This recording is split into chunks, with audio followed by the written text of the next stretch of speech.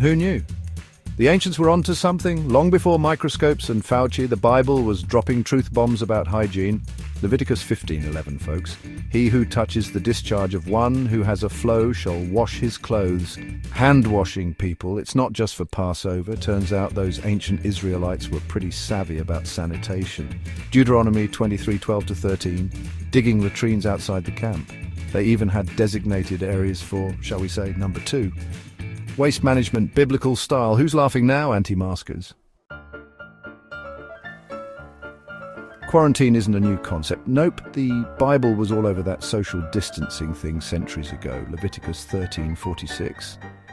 All the days that the sore is on him, he shall be unclean. He is unclean. He shall dwell alone. His dwelling shall be outside the camp. Isolation for the win. Fast forward a few millennia, and guess what? We're still using those same principles to combat pandemics. From leprosy to COVID, the message is clear. Sometimes staying apart is the best way to come together. Ever wonder why the Bible lays down the law on certain foods? Pork, shellfish, that sort of thing. Leviticus 11:7-8, and the pig, because it parts the hoof and is cloven-footed, but does not chew the cud, is unclean to you. You shall not eat any of their flesh, and you shall not touch their carcasses. They are unclean to you. Well, turns out there's a scientific reason for those dietary restrictions.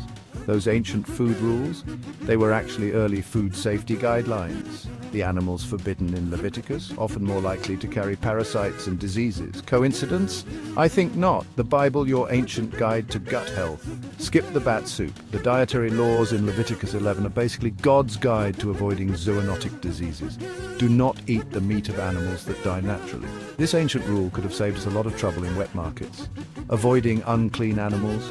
Genius. It's like the Bible had an inkling about foodborne pathogens long before salmonella entered the chat. So, can ancient scriptures really help us navigate modern epidemics? Maybe, maybe not, but one thing's for sure.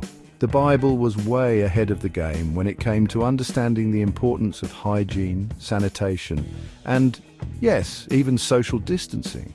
The next time you reach for that hand sanitizer or practice a little social distancing, remember, you're following in the footsteps of biblical giants, and who knows, maybe those ancient practices hold the key to a healthier, safer future. Pass the hand sanitizer, please. If you enjoyed this video, don't forget to subscribe for more content like this.